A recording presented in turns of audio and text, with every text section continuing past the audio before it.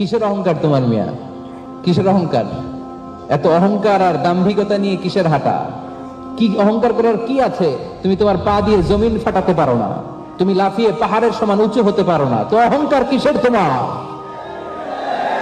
অহংকার সাজে একজনের, তিনি কে? এজন্য আল্লাহ বললেন বিনয়ী হও, নম্রভাবে চলাফেরা করো, ভদ্রভাবে হাঁটো। কিসের তোমার অহংকার?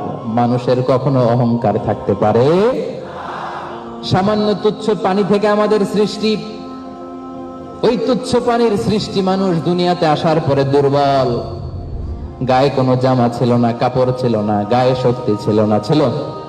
দুনিয়াতে যখন আসছেন এখন তো বাহাদুরি দেখান, ওই সময় বাহাদুরি ছিল নাকি? এখন কয় সব আমার, আমার ক্ষমতা খায়া ফেলামো আমি।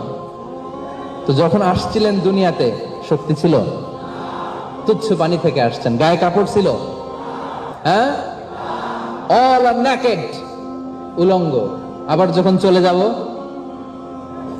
যখন চলে যাব কি কি নিয়ে যাবেন? কাফনের পকেটে করে নিবেন কি কি বলেন?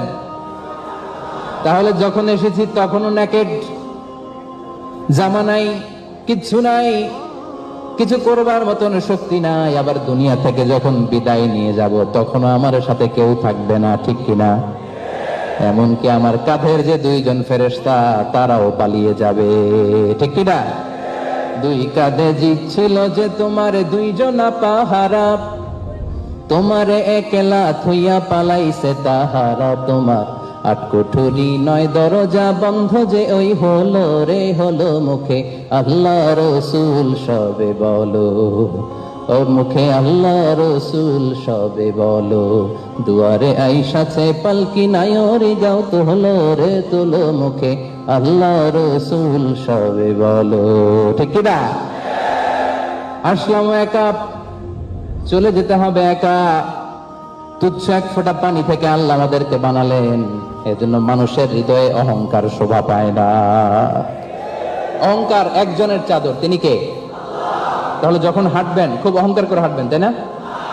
কিভাবে হাঁটবেন বলেন? নম্রভাবে, ভদ্রভাবে। ইটস নট নেসেসারি ইয়ামশুনা আলাল আরদি, শুধু হাঁটা বোঝানো হয়েছে, ড্রাইভিং এর উদ্দেশ্য। হাঁটার সময় যেমনি অহংকার দেখানো যাবে না, ড্রাইভ করার সময় মাস্তানি করা যাবে না। অনেকে রাফলি ড্রাইভ করে, এটাও রহমানের বান্দাদের বৈশিষ্ট্য হতে পারে। হুন্ডা আছে কার কার দেখি? নাই? আচ্ছা, আছে অনেকের। প্রিয় ভাইয়েরা, হুন্ডা যারা চালান রাফলি ড্রাইভ করা যাবে না। যদি আপনি রহমানের বান্দা বলে নিজেকে দাবি করেন, হুন্ডা চালানোর মধ্যে নম্রতা থাকতে হবে। অনেকে খুব রাফলি ড্রাইভ করে, সাইলেন্সার লাগায়, এটা কি বলে? সাইলেন্সার লাগালে কি হয়?